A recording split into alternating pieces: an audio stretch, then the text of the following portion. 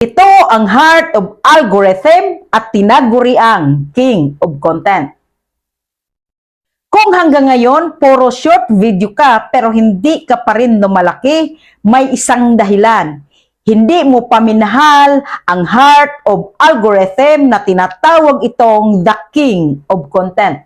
At kapag nalaman mo to, magbabago ang strategy mo sa content. Maraming creators ang tanong ng tanong, bakit hindi pa rin dumadami ang followers ko? Bakit hindi tumataas ang views ko? At bakit hindi ako nag-e-earnings? Bakit hindi ako nirekomenda ng algorithm? Ang sagot dyan, hindi short video ang problema, kundi may kulang. Gusto kong maintindihan mo to, ang algorithm ay parang tao.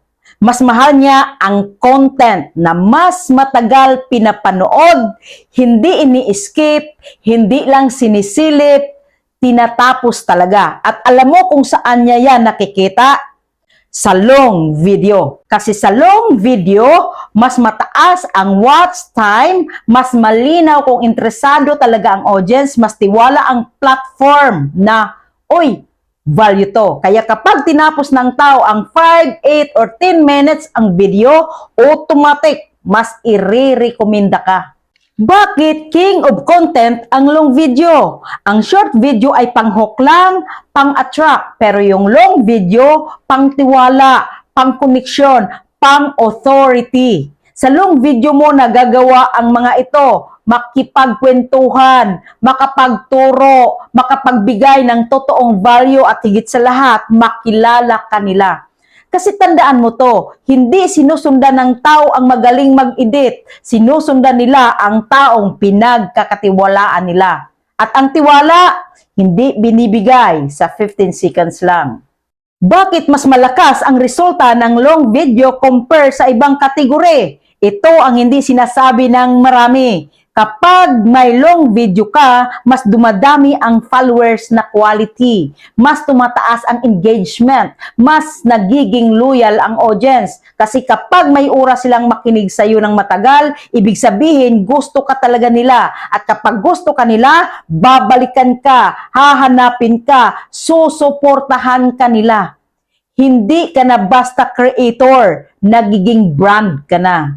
Paalala sa mga creators, kung ayaw mo ng long video dahil nahihiya ka, hindi ka pa magaling magsalita, konti lang ang nanonood, makinig kang mabuti.